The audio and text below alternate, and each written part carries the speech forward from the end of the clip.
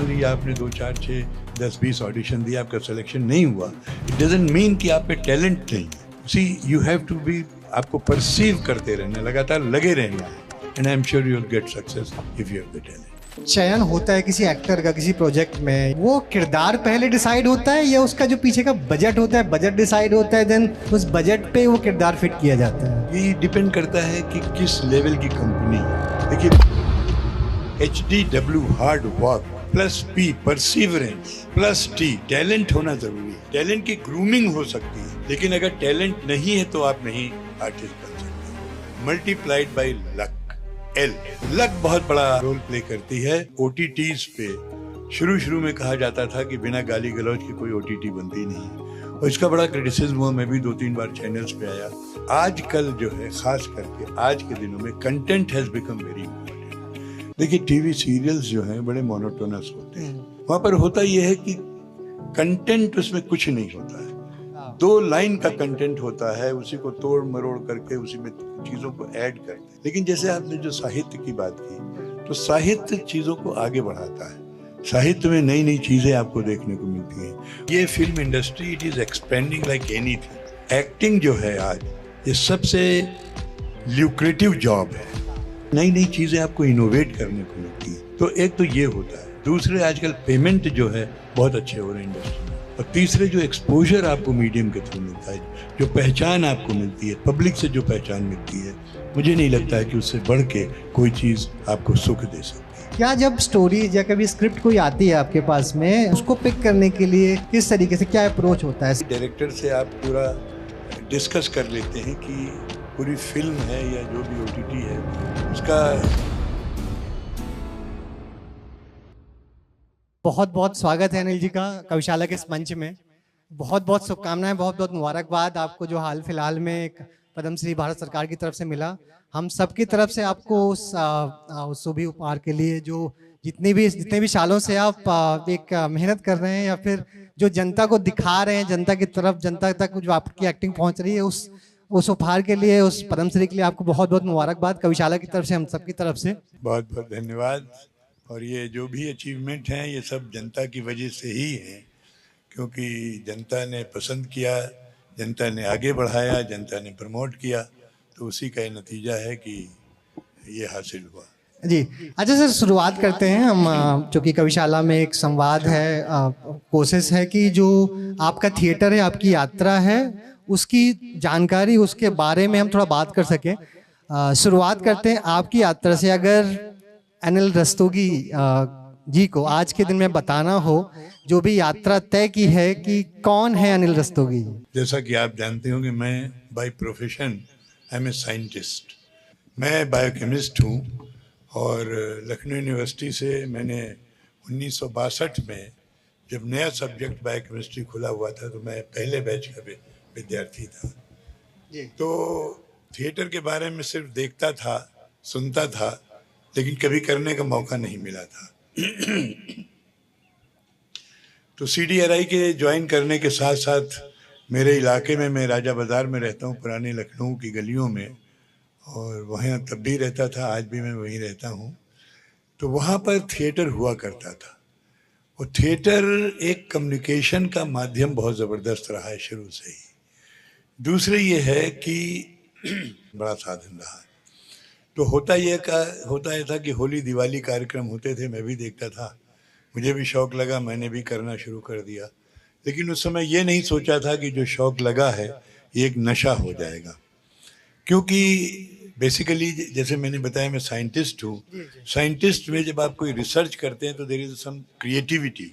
आप एक नई चीज़ निकालने की कोशिश करते हैं, नई चीज़ आप ईजाद करते हैं। उसी तरीके से थिएटर में भी जब आप करते हैं, जब आप कोई भी किरदार करते हैं, तो उस किरदार में आप जीने की कोशिश करते हैं। अब जैसे मैं बहुत लकी रहा कि बहुत से लोग टाइप्ड हो जाते हैं, लेकिन मुझे मेरे डायरेक्टर्स ने, पहले तो मैं बताऊं, मैं अपने आप को डायरेक्टर्स एक्टर मानता हूँ। डायरेक्टर जो बताते हैं, डायरेक्टर, मेरा मानना है कि वो शतरंज खेलने वाला होता है, और मैं शतरंज की मोहर होता हूँ, जिसके कि वो चलता है। तो जो मुख्तलिफ टाइप के किरदार मुझे मिले, जैसे मैंने हिस्टोरिकल रोल भी किए हैं। मैंने औरंगज़ेब का रोल किया, मैंने शाहजहाँ का रोल किया, मैंने मैथोलॉजिकल रोल्स भी किए। मैंने वीर अर्जुन का रोल किया, वीर अभिमन्यु नाटक में अर्जुन का रोल किया। मैंने कैसानोवा का रोल भी किया। पंछी जा पंछिया मेरा बहुत ही मकबूल नाटक रहा है। जो फिल्म गरम मसाला बनी थी वो भी बोइंग बोइंग के एडेप्टेशन पे बनी थी, तो मैंने वो भी रोल किया। मैंने उर्दू नाटक बहुत किए, मैंने पारसी स्टाइल में नाटक किए। यहूदी की लड़की किया, रुस्तम सोहराब किया, जिसकी अदायगी बिल्कुल अलग होती है।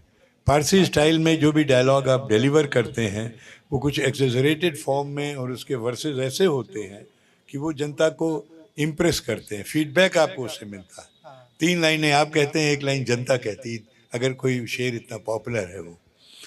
तो इस तरीके से अभी जैसे मैं नाटक कर रहा हूँ सूर्यमोहन कुलश्रेष्ठ जी के निर्देशन में, डैडी नाटक है। डैडी नाटक एक डिमेंशिया पेशेंट की कहानी है कि आज जैसे जैसे उम्र लोगों की बढ़ रही है उसके साथ कुछ बीमारियां बढ़ रही हैं। अल्जाइमर है, डिमेंशिया है, पार्किंसंस है। तो इसे मैंने एक डिमेंशिया पेशेंट का रोल किया। जाहिर है कि मैंने कभी किसी डिमेंशिया पेशेंट को देखा नहीं था। मैंने इस पर एक शॉर्ट फिल्म भी की थी रेणुका शाहने के साथ में, जिसका नाम है आठवण। मराठी फिल्म है, 10 मिनट की फिल्म है, जिसमें सब टाइटल्स इंग्लिश में हैं। तो रेणुका ने जब मुझे फिल्म ऑफ़र की, 2017 की बात है, मैं उस ज़माने में बम्बई में ही रहता था, तो मैंने उनसे कहा कि रेणुका आप मुझे दे रही हैं, न तो मैं मराठी जानता हूँ, न मैंने कोई अल्जाइमर पेशेंट देखा है। बोले बस आप हाँ करके आ जाइए, कराना मेरा काम है। तो जाहिर है जैसे मैंने कहा कि शतरंज की चालें डायरेक्टर चलता है, वो मुझे बताती थी कि क्या जेस्चर उनको चाहिए, क्या एक्सप्रेशन उन्हें चाहिए, and I used to deliver. Okay अच्छा, एक चीज मैं जैसे देखता हूँ, मुझे आप स्टार्टिंग का नहीं पता है, लेकिन अभी जैसे मुंबई की जो यात्रा होती है बड़ी हमेशा टफ होती है कि आप लखनऊ, कानपुर या किसी छोटे शहर से निकलकर मुंबई पहुंचना। आपका ये जो कनेक्शन है, आप अभी भी कनेक्टेड हैं, आपको हम अलग अलग प्रोजेक्ट्स में देखते रहते हैं बैक टू बैक। वो कनेक्शन अभी कंटिन्यूअस कैसे रहता है? क्या ये समय के साथ आसान हो गया, डे वन से ऐसा था? नहीं, मेरी यात्रा बहुत आसान रही। हुआ यह कि जब मैंने इशकजादे फिल्म की 2012 में, तो मुझे नहीं मालूम था कि मैंने कोई बड़ा काम किया है। और बाद में जब लोगों के फीडबैक मुझे मिली तो लगा कि ये तो फिल्म में बहुत अच्छी है और आपने किरदार बहुत अच्छा निभाया। रादर आपका जो है सेंट्रल किरदार है, हीरो हीरोइन अपनी जगह पे हैं, but that's the central character around which the whole movie revolves. तो वो उसकी वजह से मुझे बॉम्बे बुलाया गया। जो आप बताते हैं कि बॉम्बे की यात्रा बड़ी टफ होती है, जर्नी टफ होती है, वो सही बात है।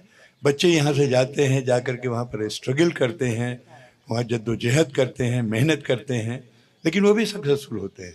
मैंने उसके लिए एक फॉर्मूला, चूँकि मैं बायोकेमिस्ट हूँ, एक केमिस्ट्री का स्टूडेंट होने के नाते, HDW hard work plus P perseverance plus T talent होना ज़रूरी है। टैलेंट की ग्रूमिंग हो सकती है, लेकिन अगर टैलेंट नहीं है तो आप नहीं आर्टिस्ट बन सकते। Multiplied by luck, L, luck बहुत बड़ा रोल प्ले करती है। और मैं इस मामले में बहुत लकी रहा हूँ कि जैसे इशकजादे फिल्म मैंने की, उसमें एक डायलॉग जब ऑडिशन दे रहा था मुझे नहीं समझ में आ रहा था। मेरे एक दोस्त अशोक सिन्हा साहब थे, मैंने कहा, वो भी अशोक भी वही स्क्रिप्ट लिए बैठे थे, मैंने कहा अशोक ये डायलॉग यार मेरी समझ नहीं आ रहा है, कैसे बोला जाए। अरे बोला सर ये तो बड़ा आसान है, हम लोग साथ साथ काम करते रहे थिएटर में। बोले तो ऐसे बोल दीजिए, हो गया ये। अरे मैंने कहा मेरी अकल में क्यों नहीं आया। और साहब वो डायलॉग मैंने वैसे ही डिलीवर किया, और एज आई सेड कि luck works, I got the role, Ashok Sinha didn't get the role. So that Ishaqzaade was turning point in my life. जो आपने बॉम्बे वाली बात कही, मैं कभी नहीं सोच सकता था कि मैं आगे इतनी फिल्में करूंगा या OTTs पे जो वेब सीरीज़ ही करूंगा या कॉमर्शियल्स करूंगा। वो उसकी वजह से हुआ ये कि मुझे बॉम्बे, उस ज़माने में कलर्स चैनल पे एक सीरियल आता था, न बोले तुम न मैंने कुछ कहा, उसका सीज़न 2 बनने वाला था। तो उनको वैसा ही किरदार चाहिए था जो किरदार मैंने इशकजादे में दद्दा जी के रोल में निभाया था। अब I was already going to be 70 years, मेरा ख्याल है शायद 5-6 महीने कम रह गए होंगे। तो जब ऑडिशन मेरा वहाँ से अप्रूव होके आ गया तो लड़की बोली आप कब आ रहे हैं बम्बई। मैंने कहा भाई मैं क्यों बम्बई आऊँ, तू लखनऊ आ, अगर तुझे शूटिंग करनी है तो। अरे नहीं सर, ये तो डेली सोप है, आपको वहाँ आना। मैंने कहा भाई तो मैं 70 साल का होने जा रहा हूँ, इस उम्र में तो लोग मुंबई से वापस आते हैं, आप मुझे मुंबई बुला रही हैं। और मैं लिम्प करने लगा था। उस बार 2012 में बहुत कड़ाके की ठंड पड़ी थी, मुझे ऑस्टियो आर्थराइटिस की प्रॉब्लम थी, तो उसकी वजह से मैं लिम्प करने लगा। तो मैंने कहा भाई मैं, तुमने मुझे इशकजादे में देखा, मैं वैसा नहीं, मैं सीधा चल भी नहीं पाता, मैं लंगड़ा के चलता हूँ। बोले आप टूटे फूटे जैसे हैं, आप आ जाइए। तो खैर मैं गया और वहाँ लॉन्च पार्टी में जो देखा मैंने, बड़ा ग्लैमर होता है, बड़े बड़े लोग आते हैं। तो my son was there, he said, he encourage me, बोले पापा you stay here and we'll manage home, and he purchase me a flat right down. तो फिर मैं वहाँ 5 साल रहा। उस 5 साल में मैंने बहुत काम किया, मैंने डेली सोप्स भी किए, मैंने कमर्शियल्स भी किए। चूँकि मैं एक बड़ी फिल्म करके गया था इशकजादे, इस वजह से एक इम्प्रेशन वहाँ पर ऑलरेडी बना हुआ था जो कि मैं नहीं जानता था, लेकिन उसकी वजह से मुझे बहुत काम मिला। और टीवी कमर्शियल्स भी किए, फिल्में भी की, डेली सोप्स भी किए, क्राइम शोज भी किए, crime patrol, Savdhaan India, CID, सब कुछ किया। But I was missing my theatre there. तो इस वजह से जब 5 साल हो गए तो मैंने कहा मैं थिएटर बड़ी कोशिश करने के बावजूद नहीं कर पा रहा हूँ, सो आई केम बैक। लेकिन चूंकि मैंने 5 साल में वहाँ पर रहा और अच्छे अच्छे काम मुझे मिले, अच्छा काम करता रहा, तो जो बड़े बड़े कास्टिंग डायरेक्टर्स थे उनके पास एक उनकी लिस्ट होती है, उनके क्या कहते हैं उसको, उनका डेटाबेस होता है। उस डेटाबेस में चूंकि मेरा नाम रहता है तो अभी भी मुझे यहाँ से ज़्यादातर मेरी जो कास्टिंग लखनऊ में भी से रह करके जो मैं फिल्में करता हूँ, मेरी कास्टिंग लखनऊ के कास्टिंग डायरेक्टर से नहीं होती है, बॉम्बे के कास्टिंग डायरेक्टर से होती है। नहीं बिल्कुल, और मुझे लगता है इंटरेस्टिंग यात्रा पॉइंट्स में जो आपने फार्मूला बताया, मुझे लगता है जो भी बडिंग एक्टर्स होंगे या फिर एक्टिंग फील्ड में कुछ करना चाह रहे क्योंकि हैं, देखिए उनके लिए इसमें helpful क्या रहेगा। है कि इमीडिएटली आप सोचिए कि आप बम्बई, जो मेरी बात तो अलग थी, जैसे मैंने बताया मैं एक काम करके मुझे बुलाया गया था, लेकिन जो लोग जाते हैं क्या होता है कि ऑडिशन देने के लिए वहाँ पर एक एक रोल के लिए 100-100, 200-200, 500-500 रोल आते हैं, लोग आते हैं वहाँ पर। उसमें आपका सिलेक्शन होता है, उसमें कुछ शॉर्ट लिस्ट होते हैं। वो शॉर्ट लिस्ट जो है वो फिर कास्टिंग डायरेक्टर के पास जाता है। जो पहले करते हैं वो कास्टिंग डायरेक्टर के जूनियर्स होते हैं। कास्टिंग डायरेक्टर फिर उसको करता है, फिर वो 5 नाम डायरेक्टर, फिल्म के डायरेक्टर को भेजता है, वो उसमें से एक नाम पिकअप करता है। तो इस वजह से अगर मान लीजिए आपने 2, 4, 6, 10, 20 ऑडिशन दिया, आपका सिलेक्शन नहीं हुआ, इट डजंट मीन कि आप में टैलेंट नहीं है। सी यू हैव टू बी, आपको परसीव करते रहना, लगातार लगे रहना है, and I am sure you will get success if you have the talent. Right, वो 2 मिनट मैगी वाला जो कॉन्सेप्ट चल रहा है उससे थोड़ा दूर हट के मेहनत करनी पड़ेगी कंटिन्यूस, तभी रिजल्ट्स आएंगे। अच्छा सर, मैं भी कुछ दिन पहले एक इंटरव्यू सुन रहा था, एक बहुत बड़े बॉलीवुड एक्टर हैं, उन्होंने बोला कि जो चयन होता है किसी एक्टर का किसी प्रोजेक्ट में या फिर किसी भी किरदार के लिए किसी को पिक करते हैं, वो किरदार पहले डिसाइड होता है या उसका जो पीछे का बजट होता है, बजट डिसाइड होता है, देन उस बजट पे वो किरदार फिट किया जाता है? नहीं देखिए, बजट तो खैर इम्पोर्टेंट होता ही है, लेकिन ये कि अगर उनको, ये डिपेंड करता है कि किस लेवल की कंपनी है। देखिए बहुत बड़ी बड़ी कंपनियां भी होती हैं, बहुत छोटी कंपनियां भी होती हैं। बहुत सी कंपनियां जो होती हैं उनका बजट जो है 1 लाख 1.5 लाख से शुरू ही होता है। तो मतलब जबकि जब मैं नया नया गया मैं तो सोच भी नहीं सकता था कि मैं किसी चीज़ के लिए 1 लाख 1.5 लाख, बोले भाई आपका बजट क्या होगा। तो मैंने सुना कि मेरा पहला जो टीवी कमर्शियल था वो हीरो होंडा मोटर बाइक का था। तो ये किस साल में था? मेरा ख्याल 2013 में था, जब मैं 2013 में मैं गया था Bombay, that was my first TV commercial. तो मैंने बहुत सोचा, मैं 50,000 मैंने बोल दिया। मैंने सोचा कि मैंने बहुत बढ़ा चढ़ा के अमाउंट बोला है, उसने आउटराइट कहा डन। तो मुझे लगा शायद मैं बहुत कम पैसे बोला, क्योंकि हीरो होंडा का बजट काफ़ी ज़्यादा था। तो ये इस पे डिपेंड करता है, लेकिन बहुत बार ये होता है कि कैरेक्टर इज़ इम्पॉर्टेंट, तो उनको एक सही किरदार मिल जाता है तो बजट उसके हिसाब से वो एडजस्ट भी करते हैं। बट यूजुअली जो आजकल, अब आप देखिए हर चीज़ जो है वो कमर्शियल होकर के आती है, ऐड होकर के आती है, तो उसमें बजट इनके 50,000 रुपये से लेकर के 20 लाख, 25 लाख, 50 लाख रुपए तक बजट होते हैं। बिल्कुल। अच्छा सर, एक चीज़ और है, चूंकि हम कविशाला पे बात कर रहे हैं, एक इम्पॉर्टेंट पार्ट होता है किसी थिएटर एक्टर का या फिर कॉमर्स किसी भी टाइप की एक्टिंग में है, जो साहित्य होता है। हमने अलग अलग मंचों पे अलग अलग लोगों से बात की, साहित्य की बात करें अगर आपकी लाइफ में, आपकी एक्टिंग की लाइफ में, आपकी थिएटर की लाइफ में, उसमें कितना इंपॉर्टेंट रोल प्ले किया साहित्य ने, और आपने किस तरीके से उसको लिया साहित्य को? देखिए, जहाँ तक साहित्य की बात है, मैं साहित्य का ज्ञानी नहीं हूँ। मैंने बताया मैं साइंटिस्ट हूँ, और लेकिन ये ज़रूर है कि जब स्क्रिप्ट मुझे दी जाती है तो स्क्रिप्ट में पढ़ता ज़रूर हूँ। वो अब मैं जैसे आपको एक एग्जांपल दूं, आज OTTs पे शुरू में कहा जाता था कि बिना गाली गलौज के कोई OTT बनती नहीं है, और इसका बड़ा क्रिटिसिज्म हुआ। मैं भी 2-3 बार चैनल्स पे आया, मेरे साथ जो बहुत फेमस हैं, नाम भूलने लगा हूँ। तो उसमें क्या होता है कि आजकल जो है, ख़ास करके आज के दिनों में, content has become very important. पहले क्या है कि ग्लैमर होता था फिल्मों में, हीरो होता था, हीरोइन होती थी, और एक विलेन होता था। वैसे ही बनी चुनी कहानियाँ होती थी कि एक हास्य उसमें डाल दो, एक कॉमेडियन डाल दो, वो कॉमेडियन डाल दो, एक विलेन डाल दो, कहानी बन जाती थी। लेकिन अगर आप इधर देखिए, जो OTTs पे आ रही हैं, जो भी सीरीज़ आ रही हैं, जैसे मैंने आश्रम किया, तो आश्रम इज़ कंटेंट बेस्ड। जैसे मैं रक्तांचल मैं अभी किया है, अभी ताली मैंने एक वेब सीरीज़ की, आजकल वो आ रही है, बिंदिया के बाहुबली आ रही है। तो ये जो भी हैं, ये सब कंटेंट बेस्ड है, और कंटेंट आपको तब टच करता है, मैं साहित्य की लेवल पे तो नहीं जानता, जिसमें आदमी अपने आप को जोड़ता है। जैसे मैं नाटक की बात करूं आपसे, वही नाटक की चीज़ ही फिल्म में भी होती है, कि जो चीज़ आदमी के मन को छुए, जहां आदमी ये महसूस करने लगे कि शायद ये घटना मेरी ज़िंदगी में घट रही है। मैं आपको बताऊं, मैंने एक प्ले किया था शनिवार रविवार चित्रा मोहन जी के साथ में, तो वो है चाइल्डलेस कपल के ऊपर। अब उसमें पूरी जो है वो चूँकि चाइल्डलेस हैं, कुछ कैरेक्टर्स कंसीव कर लेते हैं, दिन भर हास्य करते हैं, वे ज़िंदगी कटे कैसे। लेकिन बाद में पता लगता है कि अल्टीमेटली दे फाइंड कि एक वैक्यूम है लाइफ में। तो कई लोगों ने, मेरे डायरेक्टर थे उस समय में, CDRM था डॉक्टर धवन, तो कुछ लोग आए हुए थे उनके गेस्ट, उनका भी रिश्त होगी तुम्हारे यहाँ भेज दें नाटक के लिए, हमने तो देखा है बहुत अच्छा नाटक, मेरे साथ भेज दिए।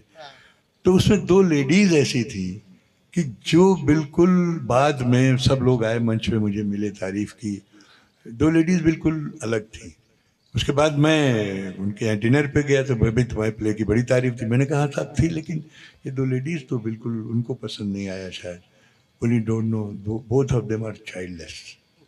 तो कहीं ना कहीं उस प्ले ने उनको छुआ वो। ऐसे मैंने कन्यादान प्ले किया था, तो उसमें एक साहब हमारे बॉस थे, बोली मेरी बेटी तो रोती रही पूरे प्ले। मैंने कहा क्यों? बोले कि इट इज़ हर लाइफ। मैं आजकल एक प्ले करता हूँ आखिरी वसंत, जिसमें उनकी कहानी है जिनके बच्चे बाहर चले जाते हैं, how miserable they feel, you see. अभी जो मैंने काम किया है, जो डिमेंशिया के ऊपर मैंने बताया, तो बहुत से लोग मुझे मिले, कहने साहब ये तो, किसी ने कहा मैं अपने माँ को ऐसे ही देख रहा हूँ, किसी ने कहा मैं अपने पिता को देख रहा हूँ। तो इसी तरीके से फिल्म में चाहे आप वो देखिए, जैसे आजकल मैंने देखी तो नहीं है, लेकिन बहुत सारी वेब सीरीज़ आ रही हैं जो कि कंटेंट की वजह से, और उसमें स्टार वैल्यू नहीं है उनकी, उसमें स्टार्स नहीं है, लेकिन उसमें काम करने की वजह से वो बच्चे स्टार हो गए हैं। और अभी हम हाल फिलहाल में देख भी रहे हैं कि जो यूट्यूब्स पे चैनल्स थे, उन्होंने, उनका कंटेंट इतना अच्छा था कि OTT पे आने लगा। TVF हो या बहुत दूसरे एग्जांपल्स हैं, कंटेंट बेस्ड कंटेंट बनाते थे वो, तो उसमें चेंज आया वो OTT पे या दूसरे प्लेटफॉर्म से बहुत ज़बरदस्त चेंज है। आप फिल्मों में भी देखिए, जी। पिछले ज़माने में जो जैसे प्रकाश झा जी वगैरह हाँ। जो फिल्में बनाते थे, जो कंटेंट में रिच होती थी, बहुत कम आती थी। आज आप ज़्यादातर फिल्में देखिएगा, वो कंटेंट रिच आती है, वो ग्लैमर वाली वैल्यू ख़त्म हो गई है कि साहब वो एक विलेन आ गया और हीरोइन से इश्क कर रहा है, विलेन उससे बीच में दखल दे रहा है, मारपीट हो रही है। I know nobody likes those films also. आपने इवन बिंदिया के बाहुबली का जिक्र किया, उसमें भी लीड एक्टर्स थी सुशांत सिंह वगैरह, बट वो कभी भी मेन फेस में कभी प्रोजेक्ट नहीं किया उन्होंने।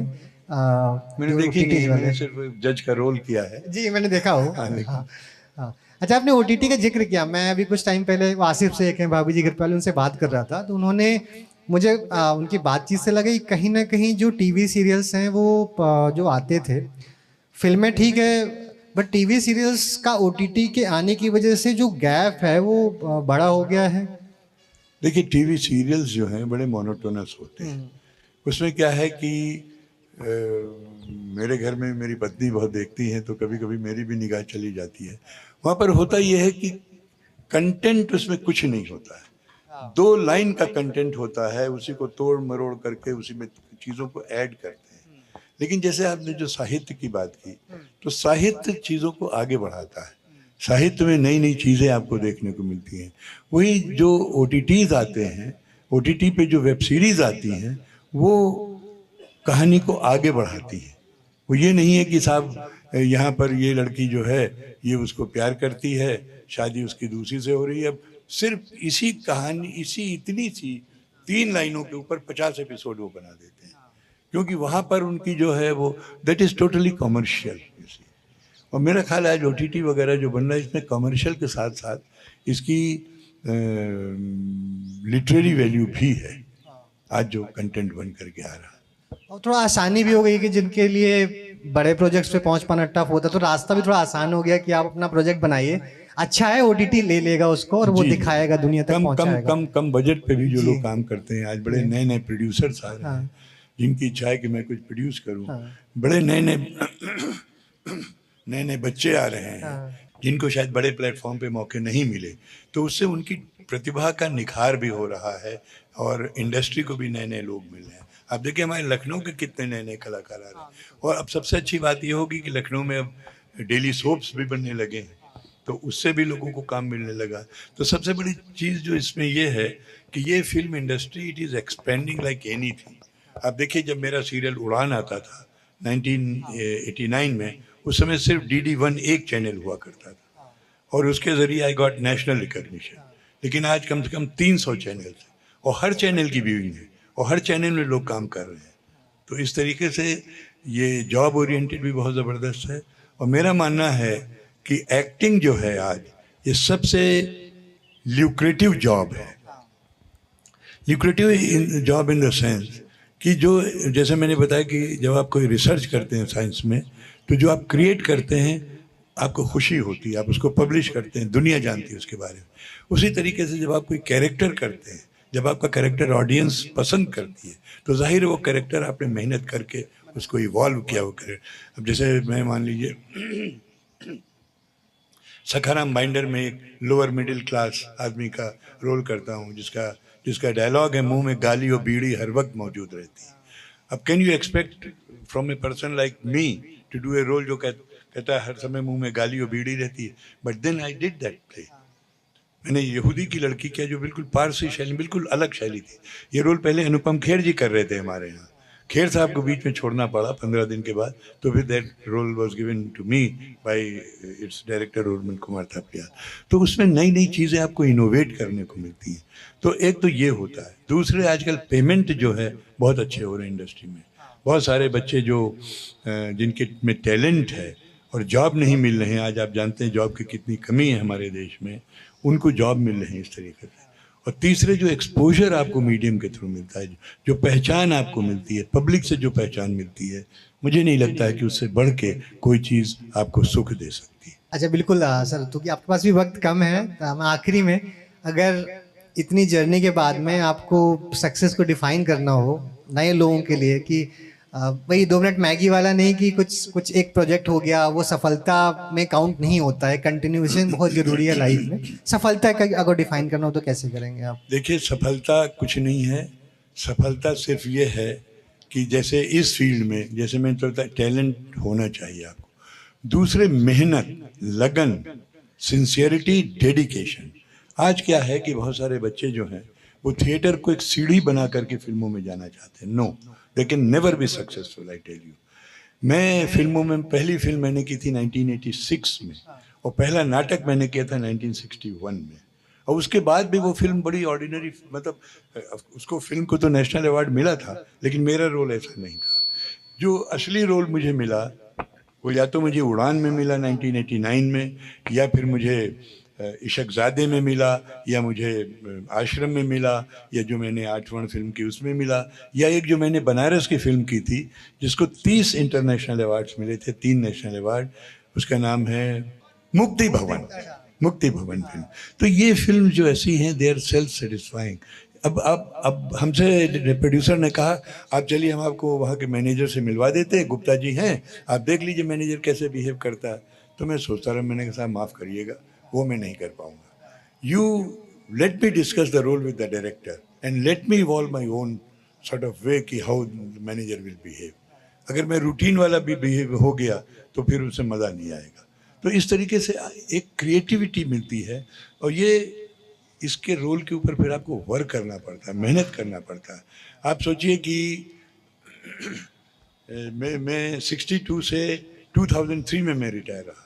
इस बीच में थिएटर भी करता रहा, साइंस भी करता रहा, और दोनों चीज़ें जैसे मैंने बताया कि इनोवेटिव होती हैं।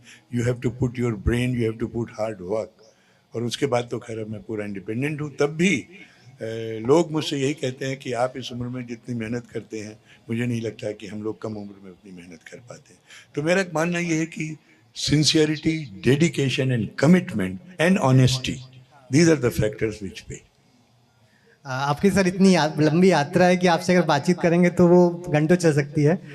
एक बस जिज्ञासा मेरी और इसी प्रश्न से निकल के आई कि अलग अलग लोगों के अलग अलग आंसर्स होते हैं इसमें, अलग अलग सबकी परिभाषाएं हैं। कि जैसे आपने बोला कि किसी को प्रोजेक्ट करना था, किसी को एक्टिंग करानी, तो लखनऊ हुआ, वो अपना एक सिद्धांत है कि उस समय पे मुझे आपको आना पड़ेगा। क्या जब स्टोरी या कभी स्क्रिप्ट कोई आती है आपके पास में, उसको पिक करने के लिए किस तरीके से क्या अप्रोच होता है? सारी स्क्रिप्ट्स लेनी होती हैं, कुछ आपके सिद्धांत हैं, कुछ लॉजिक्स हैं कि मैं ये पिक करूँगा? नहीं, देखिए बहुत लंबा रोल होता है तो पूरी स्क्रिप्ट की ज़रूरत पड़ती है। अदरवाइज़ क्या है कि डायरेक्टर से आप पूरा डिस्कस कर लेते हैं कि पूरी फिल्म है या जो भी OTT है उसका कहानी क्या है। क्योंकि क्या है कि एक किरदार आप 10 तरीके से निभा सकते हैं, तो वो स्टोरी पे डिपेंड करता है कि किस तरह के किरदार की यहाँ पर आवश्यकता है। तो पूरी स्क्रिप्ट तो मुझे हर एक में नहीं मिलती हैं, लेकिन जो भी मिलती हैं उसमें डायरेक्टर से डिस्कशन ज़रूर होता है ताकि रोल को आप उसको ऑनेस्टी से कर सकें। बहुत बहुत धन्यवाद सर, एक अच्छी बातचीत हुई। मुझे लगता है कि जो लोग भी देखेंगे बाद में, या भी जिन लोगों ने सुना, कुछ ना कुछ ज़रूर सीखने को, और जो भी कैरियर एक्टिंग में या फिर थिएटर में बनाना चाहते हैं, तो जो आपने फॉर्मूला बनाया वो पूरा कंक्लूजन है कि उसको ज़रूर फॉलो करेंगे। बहुत बहुत धन्यवाद सर।